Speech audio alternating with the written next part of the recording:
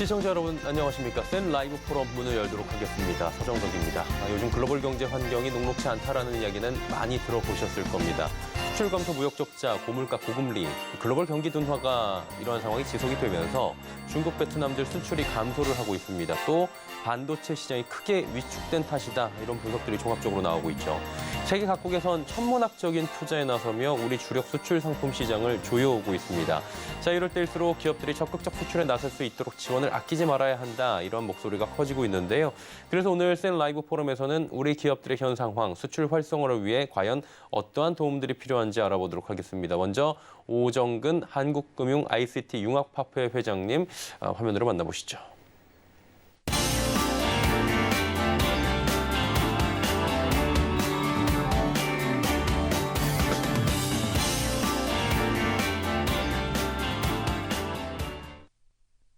네, 조금 전에 화면으로 만나보신 오정근 한국금융 ICT 융합학회 회장 모셔보도록 하겠습니다. 어서 오세요. 네, 반갑습니다. 예, 오랜만에 뵙습니다. 네, 감사합니다. 예, 시국이 시국인지라 오늘도 좋은 말씀 고견을 좀 들어보도록 네, 하겠습니다. 일단은 뭐 수출 부진, 글로벌 경기 침체 계속 얘기 나오고 있는데 구체적으로 회장님 지금이 어떤 상황인 겁니까? 지금 우리나라 수출이 지금 뭐 벌써 이제 2월 20일까지 예, 그 수출 감소 폭이 벌써 수출이 안 되다 보니까 이제 무역 적자가 생기잖아요. 그렇죠. 작년에 무역 적자가 475억 달러 났는데 벌써 2월 20일까지 무역 적자 규모가 작년에 39%까지 갔다고 그래요. 그러니까 지금 일각에서는 이렇게 되면 금년에 무역 적자가 800억 달러까지 가는 것이 아니냐. 그런 얘기가 그런 전망이 나오고 있고 예, 무역 적자가 그렇게 간다고 하면 그것이 바로 위기예요.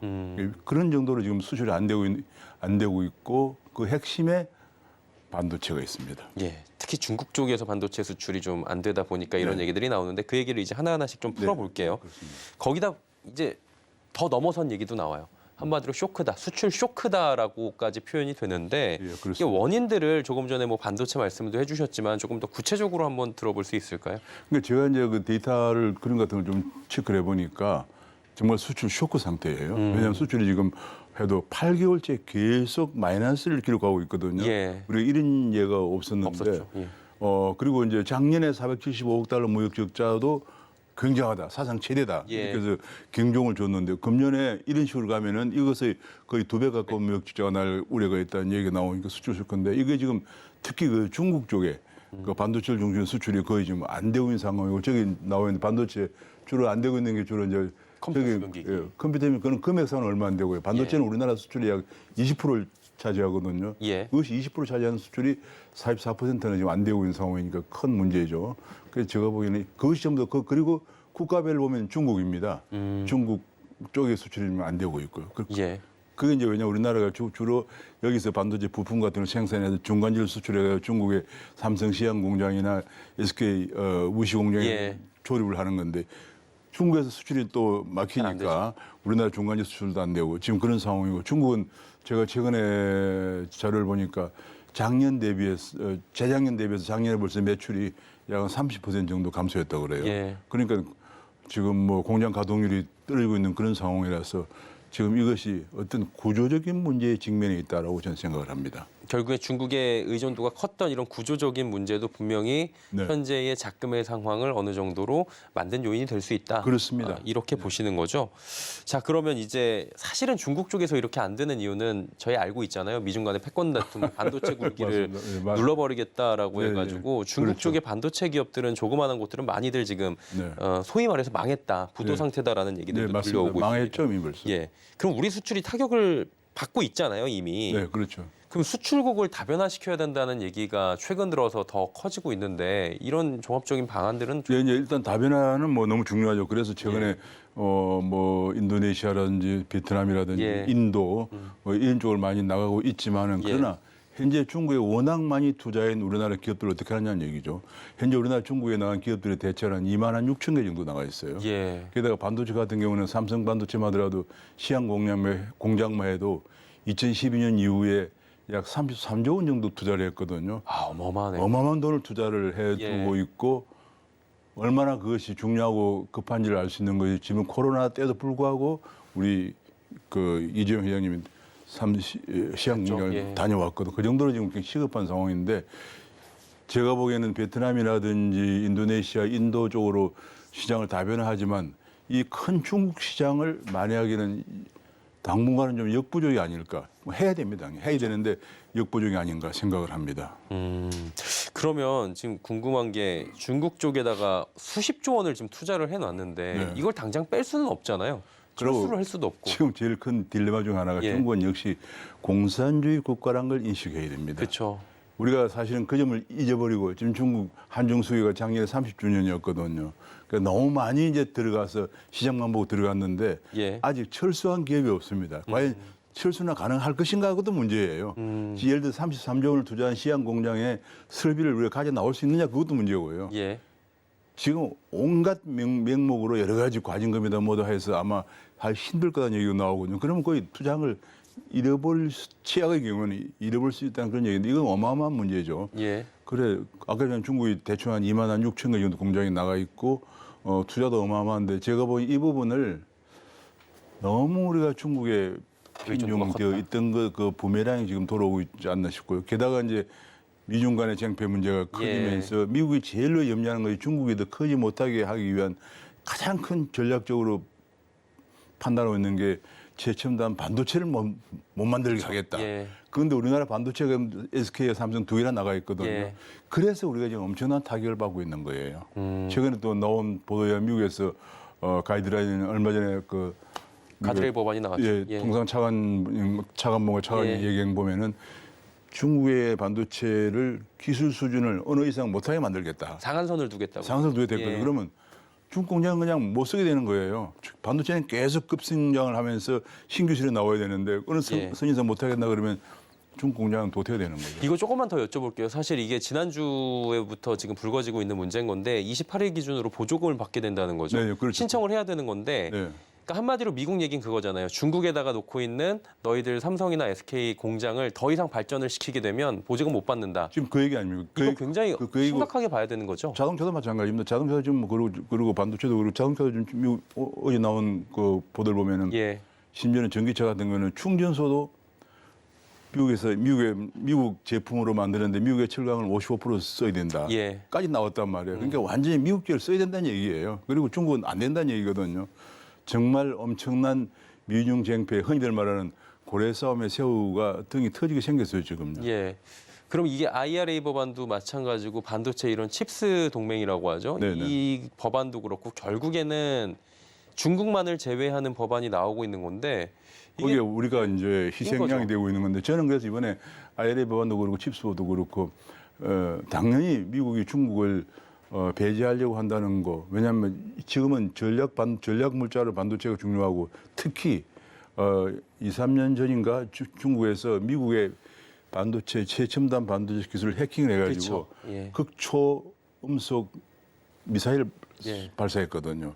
그때부터 이제 그게 문제가 돼가지고 그 당시 사실은 그래가지고 뭐 화웨이의 그 부회장이 회장 딸이죠. 예. 캐나다에 온 걸 바로 그냥 체포해서 체포하고, 구고 뭐 그런 일이 벌어진 이유가 예, 예. 바로 그 극초음속 미사일을 만드는 최첨단 반도체 문제였거든요. 자, 그렇게 되었기 때문에 미국의 전략이 저렇게 나올 때는 우리가 거기에 대응을 해서 미국과 협상을 잘 하고 그 문제를 좀 넘어갈 수 있도록 그렇게 했어야 되는데 왜냐하면 우리가 이제 미국이 우리를 또 외면할 수 없어요. 왜냐하면 예. 지금 미국의 동아시아 방위의 첨단이 한국과 일본이거든요. 그렇죠. 그리고 그런데 한국과 일본인데 일본은 반도체가 없습니다 지금. 네. 지금 TSMC가 최근에 공장을 세우고 있지만 현재는 반도체가 없거든요. 그렇기 때문에 한국이 굉장히 중요해요. 그러니까 오죽하면은 바이든이 우리나라 반도체 공장을 삼성 반도체를 가서 방문했겠어요. 청택 갔었죠. 예, 그러니까 그 정도 되면 우리가 그걸 협상 지렛대로 이용해서 우리가 좀 불리한 걸 좀 만회시켜야 되는데 안타깝게 최근에 그러지 못하고 있는 것 같은 느낌을 주고 있습니다. 예. 미국은 그러다 보니까 우리랑도 뭐 잘 지내보려고 하면서도 으름장을 놓고 있고요. 인도와는 반도체 동맹 논의에 들어갔다고 합니다. 다 이게 대중 견제 때문인 거잖아요. 네, 그렇죠. 예. 반도체 시장이 그렇다면 좀 어떻게 흘러갈 것으로 지금 지금 이제 반도체는 예. 뭐 일단은 이제 최첨단으로 이제 해서 최첨단 아까 조금 전에 중국의 극초음속 미사일 얘기했지만은 전략 물자로 이제 생산하기 위해서 우위를 점하기 위해 최첨단으로 가야 되는데 예. 결국은 한국 반도체가 결국 인도나 베트남 쪽으로 가면서 그리고 또 지금 많이 미국에 투자하고 있죠. 예. 그리 가면서 그 새로운 첨단 반도체를 생산할 수 있는 돌파구를 마련해야 되는데 문제는 이런 과정에서 그동안에 사실 우리가 한 80년대만 하더라도 일본의 반도체가 제일 세했죠. 그쵸. 뭐 히타치 사실은 우리가 이만큼 온 것도 기적에 가까운 건데 히타치 반도체를 생각할 때 그것이 망하고 우리가 이렇게 반도체가 되리라는 상상을 못했죠 그 당시에는. 근데 지금 일본은 다 망했는데 최근에 TSMC 공장 하나 세웠고 예. 또 지금 두 번째 들어간다 그러거든요. 네네. 그리고 일본도 다시 부흥을 하고 있고 미국은 지금 뭐 세계적인 반도체 회사들을 다 끌어들여가지고 시청을 하고 있죠. 예. 만들고 있고 그래서 여기에 우리나라 정부가 반도체를 키우기 위해서 전략적으로 모든 걸 다 쏟아부어야 될 상황입니다. 그런데 이제 안타깝게도 용인의 SK 하이닉스 반도체가 4년째 지금 첫 삽도 못 반도체 두고 클러스터 말씀하시는 예, 거죠? 못 두고 있거든요. 이런 문제를 우리가 정말 과감하게 돌파를 해 나가야 되고 우리나라 지금 반도체가 6,500억 달러 수출 정도 작년에 그랬죠. 거기서 반도체만 한 1,200억 달러 넘거든요. 그 20% 가까운 비중이에요. 그렇죠. 큰 비중이고 이건 또 우리나라 반도체가 우리가 만약에 문제가 생기면은 미국이 우리나라의 전략적 가치를 중하게 그만큼 지금처럼 낮추겠죠. 예. 중하게 보지 않습니다. 예, 예. 이런 중대한 문제를 생각해서 반도체 문제는 지금 SK 용인처럼 뭐 4년째 첫 삽도 못 둔다 이래서는 안 되고 좀 더 과감한 그런 돌파력이 필요하다 생각합니다. 예.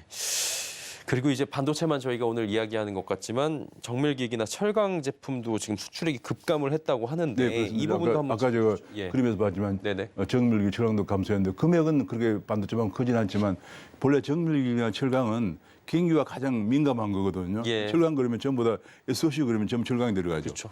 그래서 지금 세계 경제가 워낙 코로나 이후에 침체하고 있기 때문에 당분간 좀 좋지 않다 이런 생각을 합니다.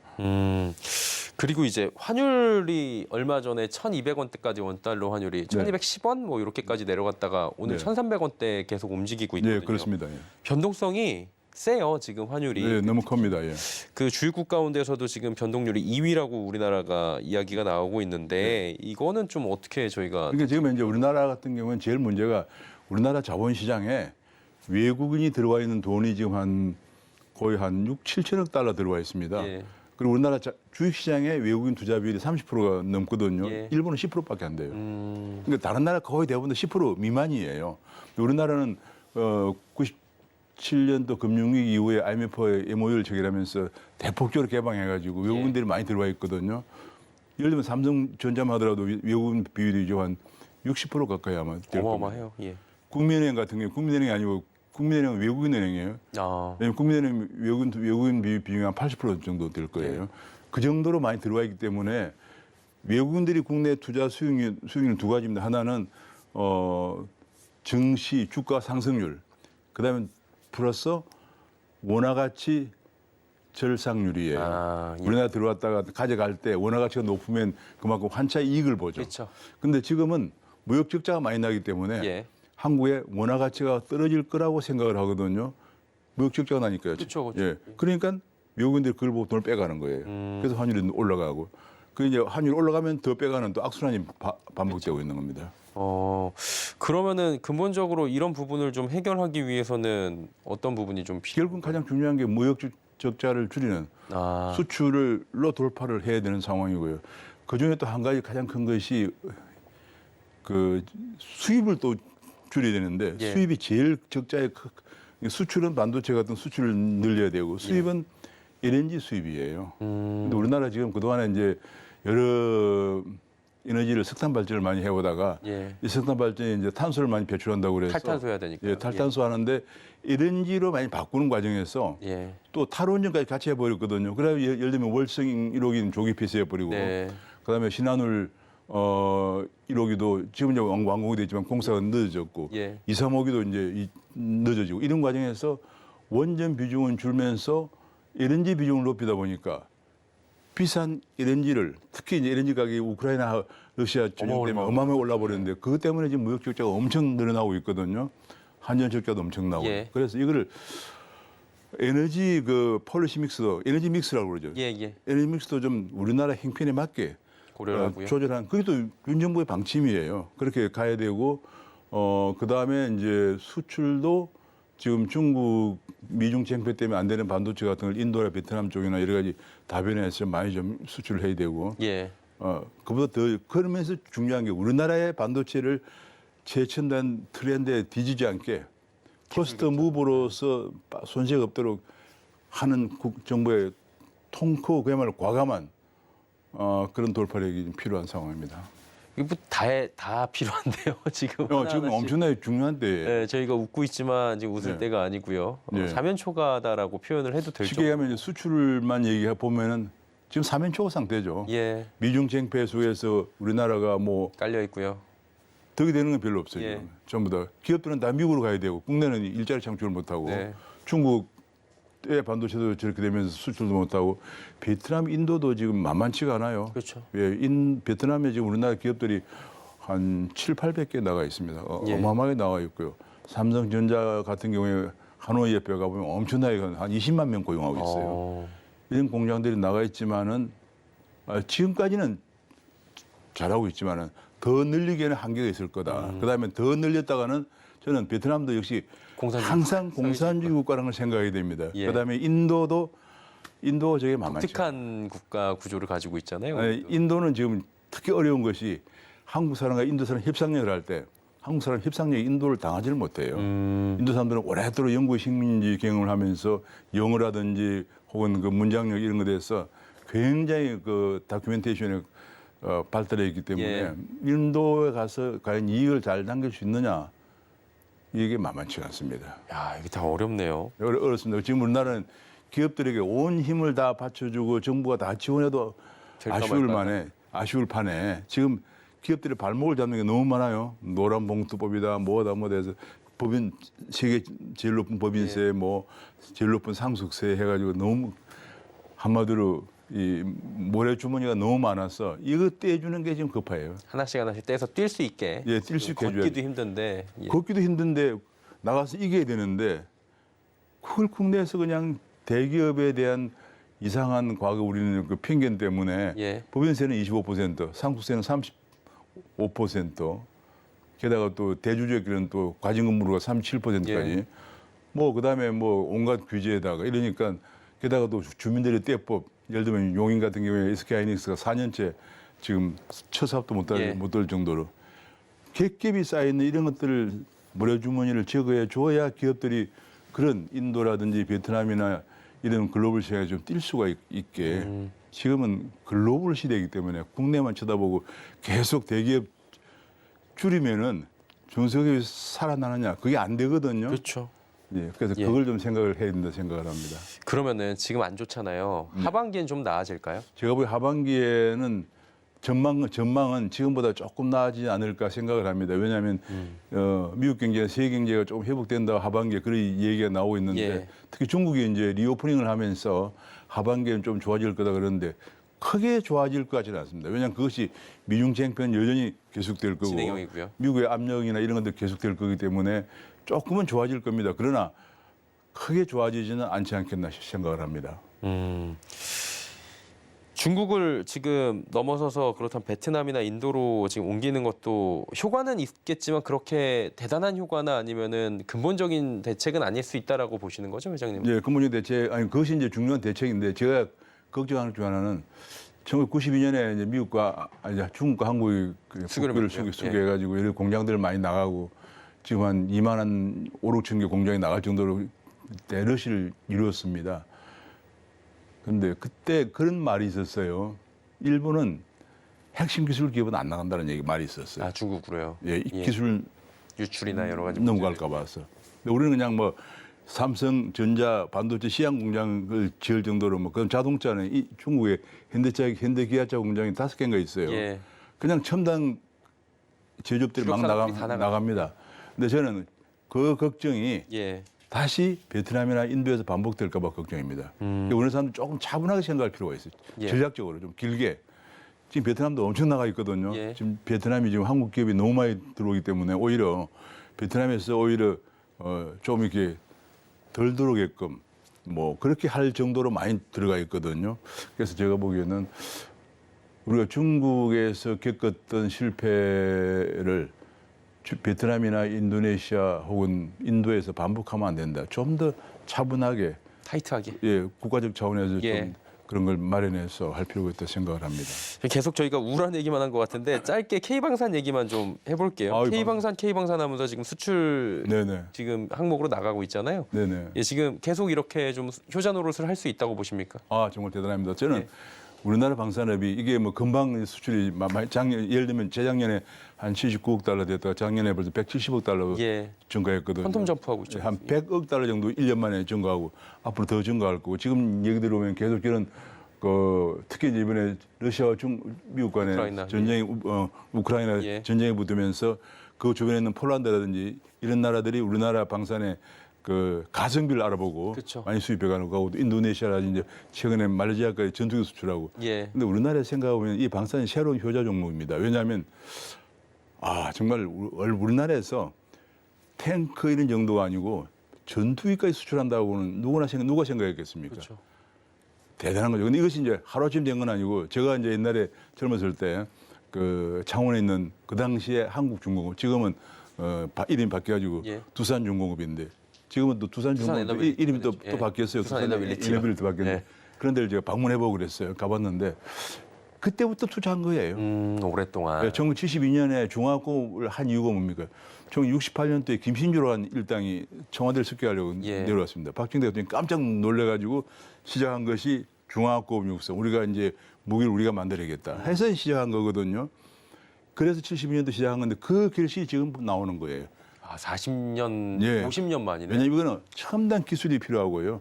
그다음에 정부의 강력한 의지가 필요하고 이거는 엄청난 투자가 필요한 거기 때문에 지금 나오는 건데 지금 드디어 저는 우리나라의 반도체에 이어서 새로운 투자가 효자 종목으로 등장하고 있다고 봅니다. 그제 그 우리 전투기를 말레이시아에 수출했다는 얘기 듣고 깜짝 놀랐어요. 예. 인도네시아 말레이시아. 왜냐하면 동남아에서 한국 전투기가 날아다니잖아요. 날아다닌단 말이에요. 예. 이게 보통 일이 아니에요. 전투기랑은 굉장히 고도의 그 기술을 필요로 하는 그렇죠. 안정성도 있어야 하는 되고. 건데, 야 이게 뭐 미국 최첨단 전투기에 맞먹는 기술을 갖고 있다 이런 정도의 평가가 나오고 있으니까 대단하고 폴란드에서는 우리나라 탱크. 탱크. 정말 대단한. 그래서 저는 이 방산 종목이 앞으로 새로운 거. 그다음에 이번에 대통령이 그저께도 강조됐지만은 여기에 그치지 않고 이제 그 우주 항공청을 예. 완전히 새로운 형태로 그야말로 최첨단 인력도 초빙하고 한다 하니까 그것이 또 새로운 그야말로 방산 종목에 크게 기여하리라고 생각을 합니다. 예. 마지막으로 이제 앞으로 수출이 결국에는 좀 잘 돼야 되는 거잖아요. 어떤 대책들이 필요할지 짧게 한 말씀 네, 부탁드립니다. 저는 일단 우리의 그 열심히 하고 있긴 하지만 이 수출 자체가 통상 업무인데 이 외교 업무와 같이 가는 것 같지만 사실은 또 약간 다른 길이 달라요. 법이 다르다는 거죠. 예, 길이 달라. 그래서 제 생각으로는 대외 통상 협력 정부 조직을 미국의 그 대외 통상 부처럼 예. 우리도 좀 키워 있는데 생각을 하고 거기에 전문 인력이 많이 포진해야 한다고 생각해요. 사실은 지난번부터 문재인 정부 때부터 과연 지금 우리 외교통상교섭본부라 해가지고 지난번에도 그 어떤 본부장이 있었고 지금도 있는데 제가 예. 보기에는 외교통상장관이라든지 뭐 이렇게 해서 격을 좀 높이면서 정말로 이 지금 미국의 IRA나 혹은 칩스법 뭐 등등 예. 이런 것과 끈질기게 협상을 해서 우리의 국익을 지킬 수 있는 이런 인물들로 좀 채워지는 이런 노력이 필요하다. 대통령 혼자서 막 여기저기 뭐 두바이 가서 어디 가서 막 세일하고 다니고 내가 세일리맨이다 이런 얘기하고 다니는데 밑에서 조직적으로 또 인력적으로 뒷받침될 수 있는 그런 게 필요하다고 생각을 합니다. 예, 알겠습니다. 자, 오늘은 오정근 한국금융 ICT 융합학회 회장과 이야기 나눠봤고요. 이쯤에서 보내드리도록 하겠습니다. 고맙습니다. 네, 감사합니다. 네, 다음 이야기들은 준비한 VCR 보고 바로 이어가도록 하겠습니다. 우리나라 경제 버팀목 수출이 하향 곡선을 벗어나지 못하고 있습니다. 지난해 10월 첫 마이너스를 기록한 이후 올해 1월까지 뒷걸음질 쳤고 2월에도 마이너스가 유력시되는 상황입니다. 정부도 수출 상황 반전을 위해 재정, 금융, 세제 지원까지 총력전을 펼치기로 했습니다. 360조 원을 지원하고 무역, 수출을 지원하기 위한 금융에도 80조 원 이상 투입하기로 했습니다. 정부는 한 발 더 나아가 모든 부처를 동원해 수출 역량을 모으고 펀드와 같은 민간 투자도 밀착 지원하기로 했습니다. 이를 통해 올해 6,800억 달러 수출을 달성해 수출 플러스를 실현한다는 목표도 세웠습니다. 하지만 우려는 쉽사리 지워지지 않습니다. 글로벌 경기 둔화 환경이 지속되면서 우리나라 역시 사실상 경기 둔화 국면에 들어섰고 수출 전선에도 영향을 미칠 수 있다는 진단도 나오고 있습니다. 이 때문에 금융을 향한 시각도 바뀌고 있습니다.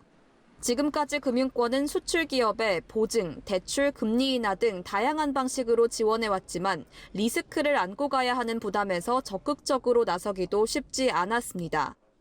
그래서 이제 정부는 물론 민간 금융이 함께 나서서 수출을 본격적으로 지원하는 수출 금융을 만들어야 하는 시기가 왔다는 목소리도 높아집니다.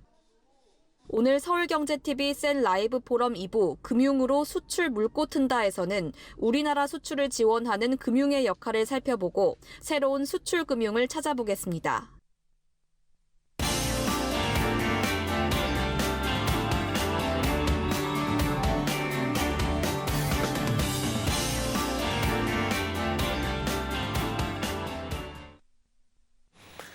예, 라이브 포럼 이어가겠습니다. 대한민국 경제 버팀목 수출 쇼크가 현실화되면서 정부도 다급해질 수밖에 없겠죠. 지난 3일이었습니다. 반도체 분야를 중심으로 10대 제조업종을 위해 100조 원가량을 투자하겠다는 계획을 발표했는데 이번 지원에서 금융의 역할도 굉장히 크다고 하죠. 360조 원 규모의 무역금융과 81조 원 규모의 정책금융을 통한 지원이 핵심이라고 하는데 이런 이유 때문에 과거 금융 지원이 아닌 더욱 촘촘하고 또 더욱 다양한 금융 지원책이 나와야 한다는 목소리도 함께 커지고 있습니다. 자, 오늘 김대종 세종대 경영학부 교수 모시고 다시 뛰는 한국 수출을 위한 금융 지원 방안에 대한 다양한 이야기를 나눠보도록 하겠습니다. 어서 오세요. 예, 안녕하십니까. 오늘도 소중한 시간 내주셔서 감사드리고요. 네, 좋은 말씀 부탁드리도록 예. 하겠습니다. 350조 원에 달하는 지원책을 내놨는데 당연히 뭐 금융의 역할이 클 수밖에 없어요. 지원 체계 먼저 어떻게 보시는지 총평을 좀 부탁드려도 될까요? 저는 뭐 정부가 지금이라도 수출 총력을 기울이겠다는 것은 정말 다행이다라고 생각합니다. 예. 우리 대한민국은 전 세계에서 무역 의존도가 두 번째로 높습니다. 수출과 수입이 GDP에서 차지하는 비중을 우리는 무역 의존도라고 부르는데요. 예. 대한민국 75%입니다. 작년 말 기준으로. 그러니까 한국은 수출과 수입으로 먹고 사는 나라다. 근데 작년 말 기준으로 했을 때 우리나라의 에너지 가격이 거의 100% 올랐습니다. 예. 러시아 우크라이나 전쟁이 1년 이상 지속되고 있고 그다음에 가스비는 최고 5배 가까이 올랐고요. 예. 또 반도체는 42%나 수출이 급감을 했습니다. 예. 미국이 기준금리를 2023년 2월 기준으로 4.75%인데 금년 말까지 한 5.25%까지 올리겠다고 했습니다. 그러니까 미국이 중심이 되어서 전 세계에 풀린 달러를 흡수하기 시작했고 전 세계 기업들이 돈이 없으니까 수입을 안 하게 되는 겁니다. 예. 우리나라가 코로나 시대에도 가장 크게 타격을 받았습니다. 2020년도에 우리나라 수출이 10% 급감을 했다가 또 2021년도엔 다시 또 가장 먼저 증강을 했었다. 예. 그러니까 이 정도로 무역 의존도가 가장 높은 나라다 보니까 가장 크게 타격을 받습니다. 그러니까 지금 현재 미국의 기준금리도 오르고 또 러시아 우크라이나 전쟁이 몇 년 이상 지속될 것 같습니다. 예. 소모전은 계속 확대되고 있고 중국이 코로나 봉쇄를 하다가 이제 최근에 리오프닝 다시 열었지만 예. 아직 시간이 좀 걸리는 것 같고 우리 대한민국의 전체 수출의 33%는 중국에 수출합니다. 중국과 홍콩의 우리 수출의 3분의 1, 33%가 수출되고 있고 미국의 한 15%, 그다음 일본이 한 6% 정도 됩니다. 예. 그러니까 미국, 중국, 일본. 미국, 홍콩, 일본 예. 5개 나라가 4개 나라가 우리나라 수출의 한 60%를 대부분 차지한다. 그렇게 보시면 되겠고 이와 같이 이러한 코로나 사태 또 중국의 전쟁 예. 여러 가지 문제가 가장 크게 타격을 입은 나라가 우리나라고 또 이게 무역금융이라고 하는 것은 금융이 아주 중요한 이유는 사람의 피와 같은 존재가 금융입니다. 예.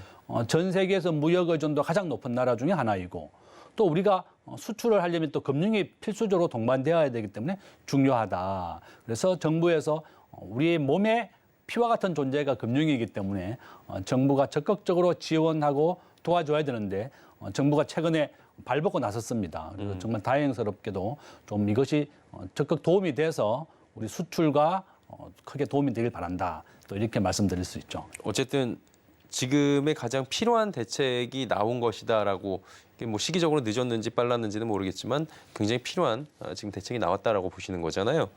그러면은 영국 같은 경우에는 지난해 브렉시트 이후에 수출 금융 지원이라는 걸 대폭 확대키로 했다고 하더라고요. 다른 나라에서는 수출을 위한 금융 지원이 활성화가 됐거나 또 지속적으로 노력을 하고 있는 걸로 보이는데 우리나라도 소개해 주실 만한 뭐 지금 상황에서 국가나 금융 지원 정책들이 있다면은 조금 말씀을 부탁드려도 될까요? 저는 뭐 영국 같은 경우가 이제 브렉시트에서 예. 나갔죠. 영국 국민들이 이제 반 이상 찬성을 했습니다.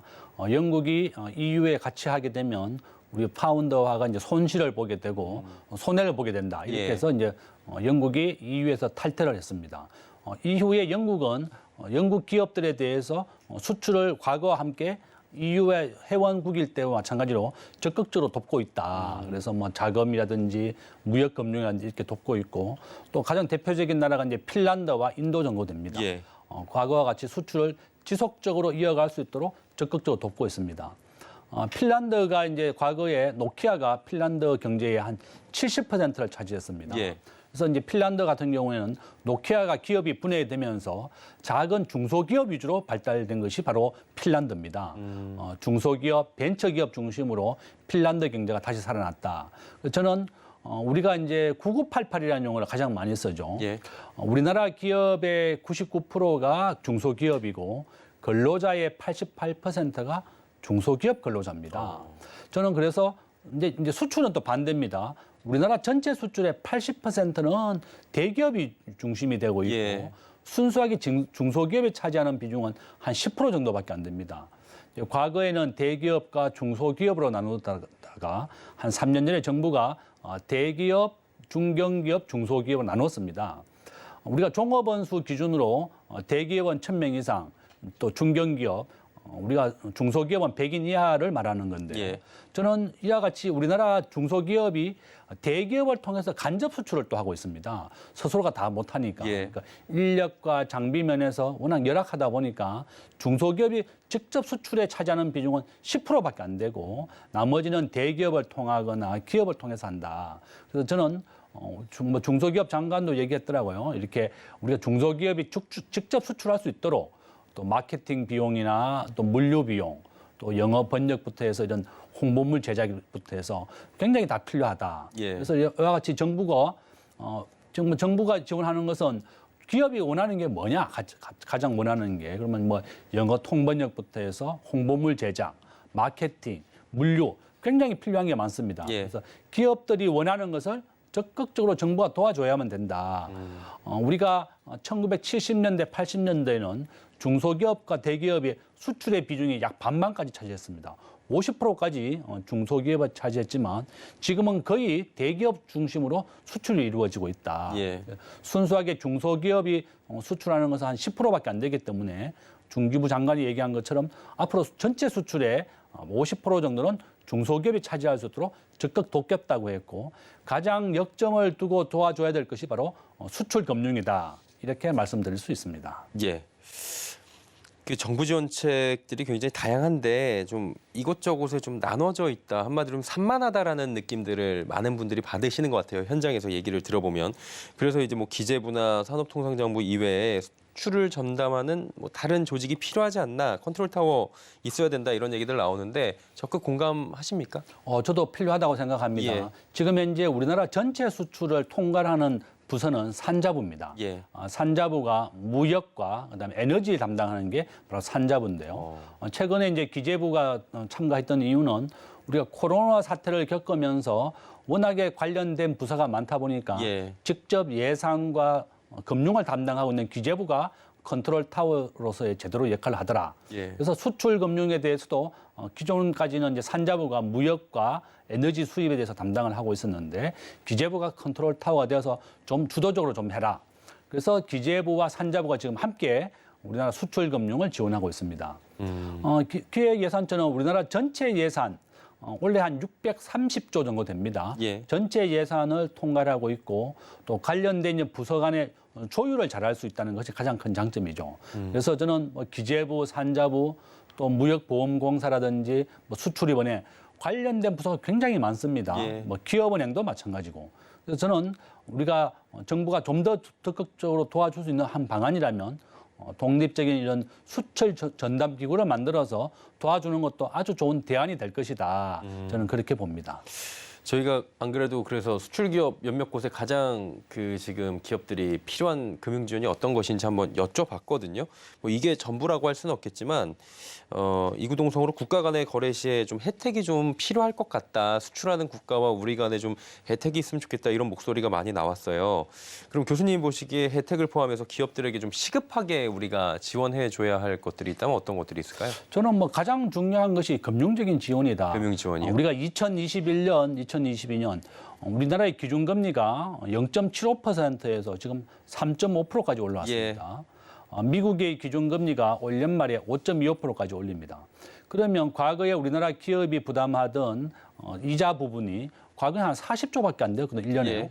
지금은 2배 이상 늘어났습니다. 그렇죠. 약 72조까지 늘어났다. 예. 그럼 이제 기업이나 가게나 가장 어려운 부분이 바로 자금 부분이죠. 그러니까 수출을 하는 데 있어서도 가장 중요한 부분이 금융 비용이고 이자 부분이다.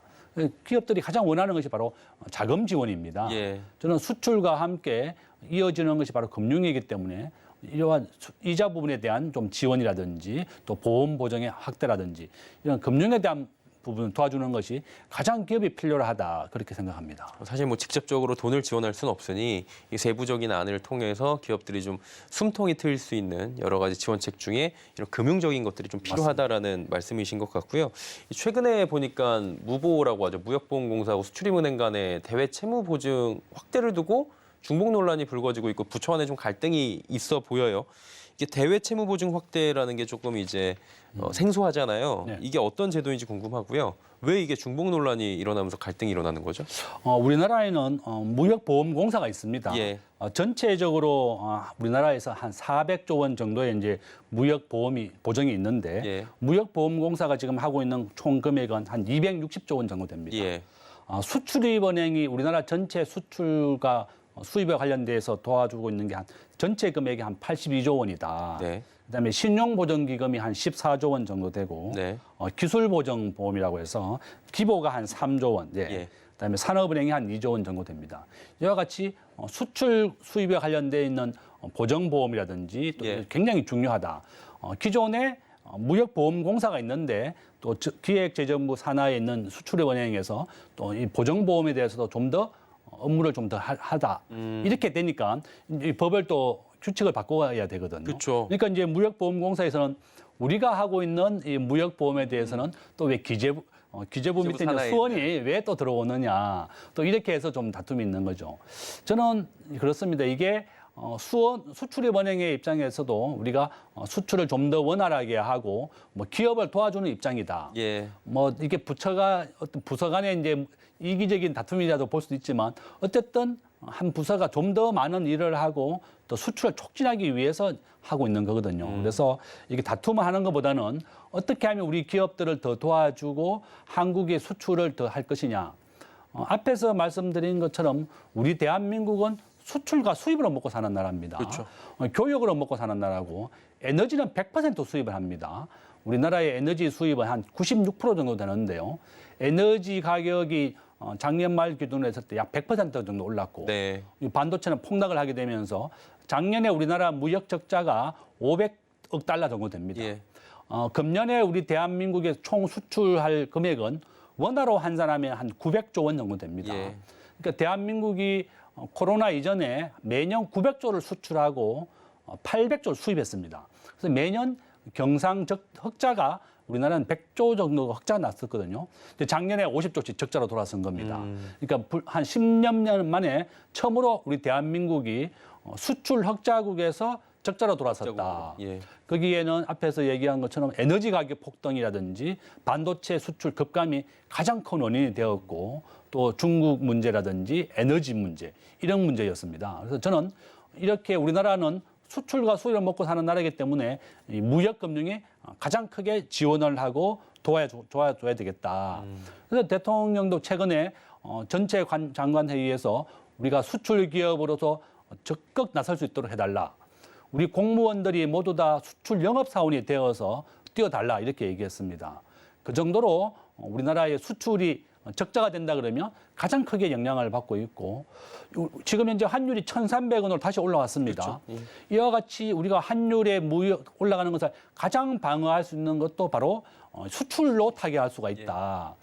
제가 우리나라 전체 국제금융에서 원화가 결제되는 비중을 그래프를 하나 가져왔는데요. 예. 한번 봐주시면요. 우리나라는 GDP 대비했을 때 전 세계 경제에서 차지하는 비중은 세계 9위입니다. 제조업으로는 우리가 세계 5위에 아주 경제 강국이지만 우리 원화가 국제금융에서 결제가 되는 비율은 0.1%도 안 됩니다. 그 정도로 한국의 원화가 이렇게 취약하고 정부가 해야 될 일이 정말 많다. 국제금융에서 원화가 결제되는 비율이 0.1%도 안 되기 때문에 예. 이렇게 한국이 취약한 거죠. 그래서 저는 이제 내년부터 나라에서도 예. 새벽 2시까지 이제 원화 환전을 해주기로 했습니다. 네. 그렇다 그러면 국가에서도 우리나라 외환 보유고도 충분히 쌓아야 되겠고 또 원화가 국제금융에서 결제되는 비율이 지금 현재 0.1%밖에 안 된다. 그러면 우리나라 대기업이나 중소기업 그 기업에 대한 보정이라든지 지원도 정말 적극 필요하다는 겁니다. 저는 결론은 정부가 한국의 원화 외환 보유고도 좀 더 충분히 쌓아야 되겠고 지금 현재는 우리나라가 전체 GDP 대비 23%밖에 안 됩니다. 예. 지금 환율이 다시 1,300원까지 오르면서 굉장히 또 올라갈 수 있기 때문에 그런 방어를 하기 위해서라도 예. 정부가 금융에 대해서 지금보다 더 많은 관심을 가지고 지원을 해줘야 된다. 또 이렇게 말씀을 드립니다. 예. 그리고 금융지원제도 관련해서는 지금보다 더 간소화를 시켜주세요. 이런 목소리가 실제로 현장에서 많이 있었거든요. 그러면 절차가 그럼 좀 복잡해서 그런 건지 궁금하고 간소화를 시키면 좋아지겠죠, 아무래도? 굉장히 필요합니다. 지금 현재 기준으로 우리나라 국민들이 해외에서 직구하는 게 전체 한 2천만 명이 직구를 합니다. 우리 국민들이 개개인들이 우리가 이커머스라고 해서 뭐 예. 쿠팡이라든지 여러 개 이커머스에서 물건을 살게 되는데 그러면 개인의 통관 번호가 다 나오게 되거든요. 네네. 해외에서 150불 이하의 물건을 사게 되면 무조건 통관 번호를 받게 되어 있고 네. 우리가 세금을 안 내게 됩니다. 우리나라는 평균 관세율이 12.1%인데요. 150불 이하를 넘어가게 되면 관세를 내야 됩니다. 12% 예. 이상. 그렇지만 국가에서는 최근에 이런 수입 간소화를 얘기해서 150불 이상이 이제 날짜만 다르다 그러면 우리가 뭐 오늘하고 내일 물건을 샀다 그러면 수입되는 날짜가 또 같이 들어올 수가 있습니다. 예. 미국에서 같은 날 들어온다 그러면 과거에는 합해가지고 우리가 관세를 부과했지만 정부에서는 주문한 날짜가 다르다 그러면 같은 날 배달이 되더라도 이렇게 추가로 관세를 부과하지 않겠다. 그러니까 수입 간소화도 굉장히 절차가 복잡하고 어려워졌습니다. 예. 그래서 최근에 이커머스 기업들은 직접 본인들이 우리가 개인의 통관 번호를 다 해주고 있습니다. 예. 이와 같이 은행, 관세청, 또 기관들이 스스로 굉장히 간소화하게 해서 국민들이 수출을 하거나 수입을 할 때 적극 도와주고 있다. 또 이렇게 말씀드립니다. 예. 그리고 이 얘기도 나오더라고요. 러시아에 주로 수출하는 기업들은 지금 계속 막혀 있잖아요. 러시아 우크라이나 전쟁 때문에. 그리고 중국 같은 경우에도 갑자기 비자 발급을 안 한다든지 이렇게 되면은 굉장히 그 낭패를 볼 수 있잖아요. 이 부분에 지원도 해줘야 된다라는 얘기가 나오는데 어떻게 보십니까, 이 부분은? 그렇습니다. 지금 최근에 우리나라 반도체 가장 크게 문제를 받고 있는 것이 예. 우리나라 전 세계 반도체 삼성과 하이닉스의 단일 공장으로 최고가 시안에 있습니다. 예. 약 33조를 삼성이 투자해서 시안에 반도체 공장이 있고 하이닉스도 마찬가지입니다. 우리나라 반도체의 전체의 수출의 한 40% 정도를 중국에 수출하고 있습니다. 네. 거기에다가 단일 반도체로 가장 큰 공장이 바로 중국에 있는데 미국에서는 그렇습니다. 이게 첨단 반도체를 중국에서 만들거나 제조를 하지 마라. 왜냐하면 첨단 반도체를 만드는 장비는 다 미국에서 만드는 겁니다. 예. 또 원천 기술을 미국이 가지고 있고 또 장비는 일본에서 공급을 받고 있고 그럼 미국과 일본, 대만, 한국이 치포 동맹을 맺어서 이렇게 우리가 한국도 동참하기로 했는데 한국의 입장에서는 전체 수출의 3분의 1은 중국에 수출하고 있고 특히 반도체의 약 40%는 중국의 수요입니다. 예. 중국에 수출을 하고 있는데 미국과의 또 조율도 잘해야 되겠죠.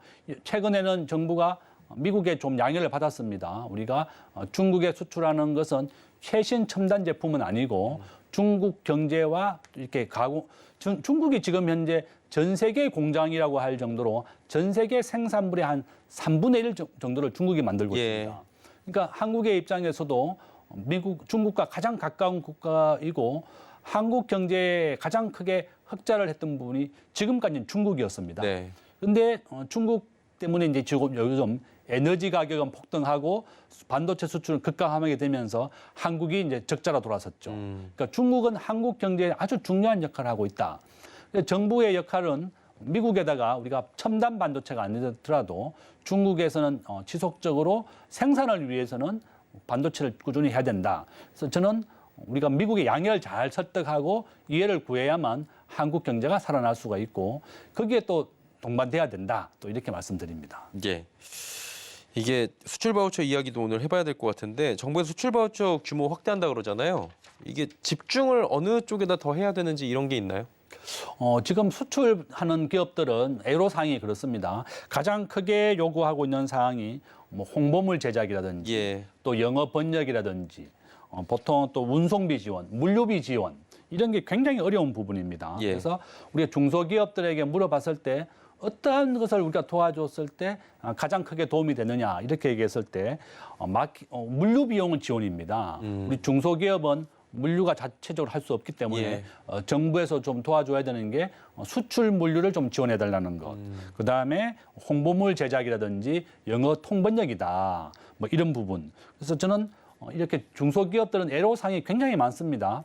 워낙에 인력이 협소하기 때문에 그만큼 대기업만큼 수출을 독려할 수 없는 상황에 있죠. 그래서 정부에서는 전체 수출에 차지하는 비중이 중소기업이 10% 내외이기 때문에 앞으로 최고로 직접 수출할 수 있게 도와줘라. 그러면 이제 수출 바우처를 통해서 적극적으로 지원을 해줘야 된다. 그래서 자금 지원이라든지 물류 비용, 마케팅 이런 것이 가장 필요하다. 이렇게 또 말씀을 드립니다. 사실 대기업은 각 부서가 있기 때문에 가가지고 뭐 번역할 수 있는 사람 찾지 않아도 그 부서에 넘기면 되는데 중소기업들은 그런 부분만 해도 어렵다 보니까 이런 지원들이 좀 필요할 것 같다라고 말씀을 해주시는 것 같아요. 오늘 준비된 내용들이 굉장히 많은데 이야기를 하다 보니까 벌써 마지막 질문을 좀 드려야 될 것 같습니다.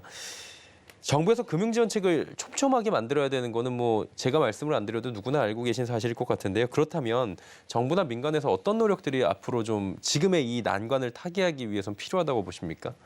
저는 정부에서도 우리 기업들이 살아야만 가장 일자리를 만들고 기업이 가장 우리나라의 경제에 뒷받침이 되는 겁니다.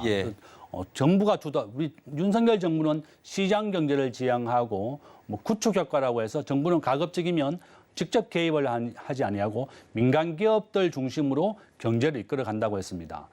정부의 입장에서는 이렇게 민간 기업들이 굉장히 활성화하고 수출 역군으로서 할 수 있도록 뒷받침이 되어야 되겠다. 기업들이 가장 어려운 부분은 바로 자금 부분입니다. 지금 현재 우리나라 상장 기업의 30%가 이자를 못 낼 정도로 굉장히 어려운 상황에 놓여 있습니다. 뭐 우리나라의 기준금리가 지금 3.5%까지 왔고 일반 집을 담보로 했을 대출 금리가 8%까지 왔거든요. 7, 8%까지 왔기 때문에 기업들의 입장에서도 가장 어려운 부분이 바로 자금 부분이다. 그러면 수출과 함께 동반되는 것이 바로 수출 금융이고 이 자금 부분이기 때문에 최근에 이자 부분을 부담해야 되는 게 2배 정도 늘어났습니다. 금년에 한 80조 원 정도를 수출 금융으로 이자를 부담해야 되기 때문에 이러한 기업들이 자금 부담에 두려워하지 않고 수출을 나갔을 수 있도록 정부가 더 많은 노력을 해야 되겠다. 저는 우리나라 경제의 가장 큰 부분이 바로 앞에서 말씀드렸던 제조업 기준으로 대한민국은 세계 5위입니다. 또 금융에서는 우리가 좀 떨어지지만 이와 같이 정부가 적극적으로 지원한다 그러면 수출 중심 국가가 되어서 또 우리가 굉장히 크게 성장할 것이다. 저는 지금 코로나에 이제 극복이 되었고 세계 경제가 정상화되어 가는 와중에 미국이 기준금리를 올리면서 달러를 환수하고 있습니다. 그래서 가장 어려운 한 해가 될 것이지만 저는 이와 같이 또 이런 위기가 오히려 기회가 될 수 있습니다. 우리 한국 경제는 수출 중심 국가이고 이런 정부의 적극적인 지원이 있다 그러면 세계 경제를 주도하게 될 것이다. 저는 우리 대한민국이 전 세계 스마트폰 보급률 1등입니다. 전 국민이 스마트폰을 가지고 있고 통신 인프라, 전자정부 다 세계 1등이거든요. 그래서 우리의 기존의 제조업과 또 4차 산업혁명을 선도할 수 있는 우리나라가 좋은 환경이냐 기회가 된다. 그래서 최근에 뭐 타다법, 뭐 우버 이런 게 우리나라 좀 금지되어 있습니다. 예. 그렇지만 저는 정부가 이런 거에 대해서도 좀 전향적으로 좀 호주 같은 경우에는 우버를 허용하면서 우버가 벌어들이는 돈의 10%를 택시 발전 기금으로 사용하면서 상생을 선택했습니다. 예. 그래서 최근에 뭐 로톡 관련해 가지고도 변호사들도 이제 4차 산업혁명에 가입했다고 해서 벌금을 징수하고 했는데 예. 저는 바람직하지 못하다. 대한민국은 이런 4차 산업혁명을 하기에 가장 좋은 나라이기 때문에 기존의 제조업과 이 4차 산업혁명이 서로 딱 접목이 되어가지고 예. 세계 경제를 주도할 수 있도록 해야 되겠고 정부도 이와 같이 가장 어려운 부분이 자금 지원이다. 또 그렇게 말씀드리겠습니다. 예.